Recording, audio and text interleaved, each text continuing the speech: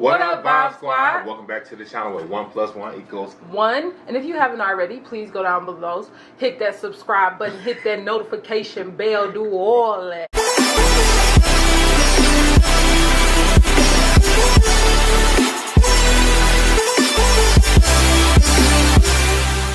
Today's topic is, we asked a question about mother-in-laws. So in-laws, period. In-laws. We're gonna do in-laws, period. So it say, I really loved this video, legit one of my faves. So what about the topic of monsters-in-laws? Sorry, I mean mothers-in-laws and their roles in the family life. I think the biggest thing is when you marry a person, it's very important that you meet their family first. Of course. Like, learn them and understand who they are, as well as the person you're going to marry, because you're going to be stuck with them too. So you need to, like, people don't take it as seriously, and they always like, I don't like his mom, or I don't like his father. But you have to realize, once you marry him, you pretty much marry them too, because they're your family. That doesn't mean that you have to deal with them. I don't agree with that one though. Okay, that don't mean that you have to agree with them or you have to even deal with them, but you have to understand they are your family at this point, and you have to treat them as such. So I think the biggest thing that people want to know is, like, how do you deal with your in-laws who are not as family oriented as you are, and they are like mean or overwhelming or what, or too family oriented, controlling, overbearing, like, you know. Yeah, or that too. Yeah, I agree with that. Like, being overbearing is good enough. You always go to your spouse first, because it's their family. So it's their immediate family. So it's best to go to your spouse. 100%. Yeah, it's best to go to your spouse first instead of taking it straight to the issue. Because it's a smoother transition into a better relationship. He, you know, that's his direct family, so or his or her direct family, so they know how to communicate with them better than you do. Sometimes they understand stuff more than you do. Even certain attitudes or certain ways that the in-laws could act, they know why. Sometimes, like, they know what's behind it, or they can even know what to say to avoid any more issues along the way, that type of thing. So you always want to go to your spouse first. So also too, see, this is, you have to first, you do go to your spouse, but like, our situation is tricky though. Me and Lady's situation is tricky because we knew each other for a long time, so I can go to them without having to go to Lady if I feel away. And I'm, you know what I'm saying? Because we grew up together, so it's like, he was friends with my brothers before I even started dating him. He knew my mom. This is the thing, when you're in a marriage, sometimes that is not healthy to go straight to the spouse's parents. Like, that's like, it's like when you work at a job and it's like a chain of command, and it's like, first you go to your direct manager, and then if that don't work, then you take it higher and you go over them. I think that's breaking chain of command to me. If you just skip your spouse and go straight to the source, I don't feel like that's okay. But I guess so. I guess you're right. I can agree with that. Just because they may come up with a better resolution because they know their family better. That's true. First and foremost, establish. You know what I'm saying? Your stance on however you feel about stuff. That's the first thing. Basically, you establish exactly how you want stuff to go in your marriage, or in, you know what I'm saying, your household. You make sure that you, your husband, and y'all in-laws, y'all get to understand, oh, this is how we gonna do this. And if you can't really understand that, then there's no room for you. Because the biggest thing is your marriage comes over everybody. It literally trumps everybody. So if your in-laws are like, well, that's not how we used to do it, or this, that, and the other. Well, that's how we do it. You and your spouse, you come together, you come to an agreement on everything. If one of you are Christian and the other one is something else, you probably shouldn't get married. But that's none of our business. But at the end of the day, y'all come to an agreement on how y'all gonna raise y'all kids. What is their understanding going to be of religion? Are they gonna have religion? Are you gonna have the house open for it? Like, everything should be placed in an agreement, like everything, because you don't want to get to a point where it's like, wait, we don't do stuff like that, and it's like, yes, we do.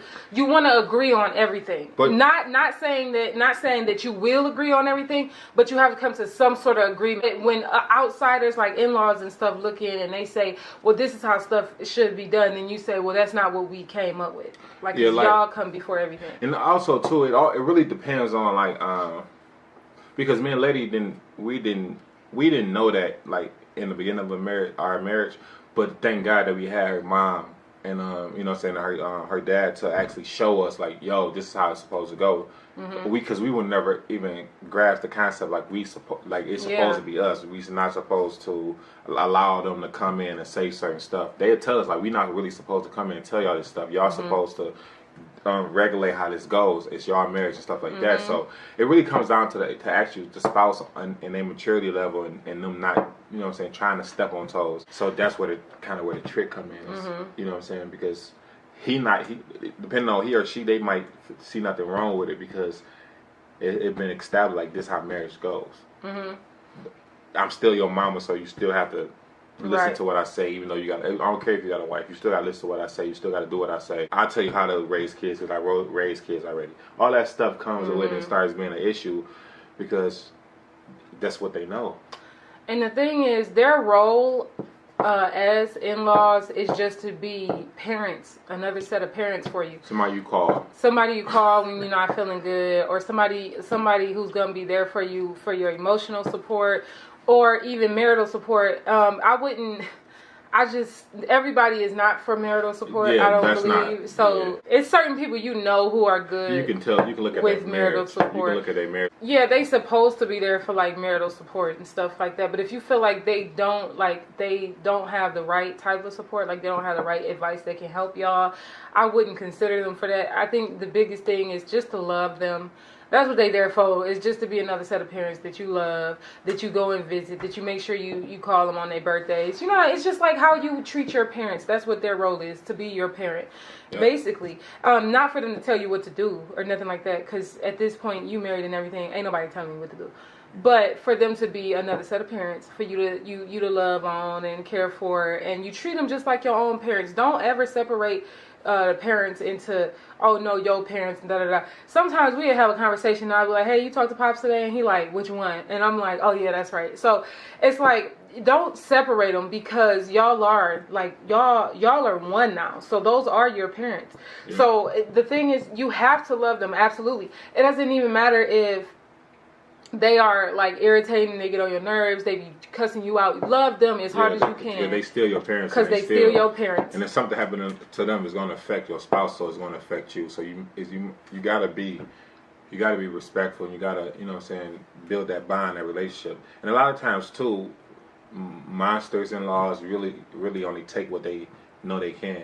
Yep. If you establish your position as a woman or as a husband, they're gonna step back and be like, okay, I can't do that. I gotta respect that. And if your spouse stands firm with that, like, y'all both gotta be on the same have to be on the same page. Or it's just gonna be a back and forth, and then it's gonna lead to. Like, and that's why you should go to your spouse first, because once you get into a position where one of the in-laws says something to you, then they would know, okay, I gotta say something at this point. They will have that opportunity, instead of you being like, didn't you hear your mom say blah blah blah. Sometimes they not even paying attention. But if you go to them first, then that's gonna bring their attention to, oh, okay, let me see what she's talking about, or let me see what he's talking about, or whatever. And sometimes you're gonna find a hard time because your spouse loves their parents. It's like, well, my mama can't do nothing wrong. My daddy ain't never did nothing like that. You know what I mean? So be careful what you say. Also, you can't just go up and be like, I hate your daddy. Your daddy mean. Yeah, no, don't ever. Be careful what you say, because it is his birth parents. Either way, it don't matter what kind of relationship y'all had. Those people birthed him, and he cares about them. You know what I mean? And she cares about her parents. So it's like, you can't just straight up say nothing, because that's going to start an argument. That's going to start a problem. And then they not going to even want to, they're going to be like, I see what she talking about. You know what I'm saying?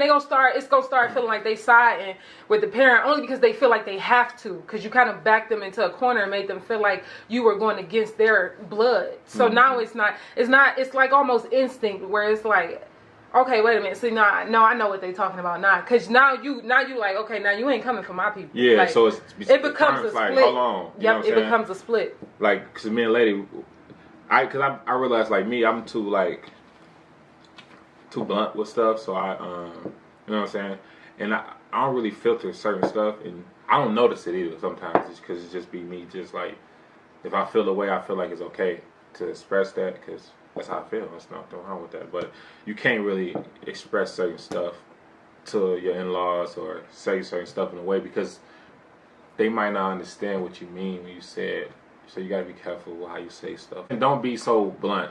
And don't be so blunt to your spouse either, depending on exactly what it is. We never really had like no in-laws issues on her side. Like really like no stuff. Our was kind of smooth, but it's What do you mean on my side? On your side wasn't really no issues like that. Right. You know what I'm saying? But what do you mean like it was on your side? I mean, it was a couple comments and stuff like that. You know, remember? Like it was a couple comments where we was young too. Yeah, so. we was kids, but it still was like. Yeah. You know what I'm saying? I agree, because we were still married. So. Yeah, and like, in-laws, like her mom might have, or her dad, they might have certain opinions, and, express their opinions, and, that's all good in the conversation. Then I express mine, and we'll go from there, and we'll talk. But, we're in a really like an issue. Yeah, like an issue. If y'all got any further questions regarding this topic, go ahead and comment below and let us know. We will respond to those comments. If you got 100%. anything, if you got anything you want to add, then go ahead and add that below also. Thank y'all so much for watching. And also, shout out to all the in-laws that's actually respecting his marriage and all that stuff.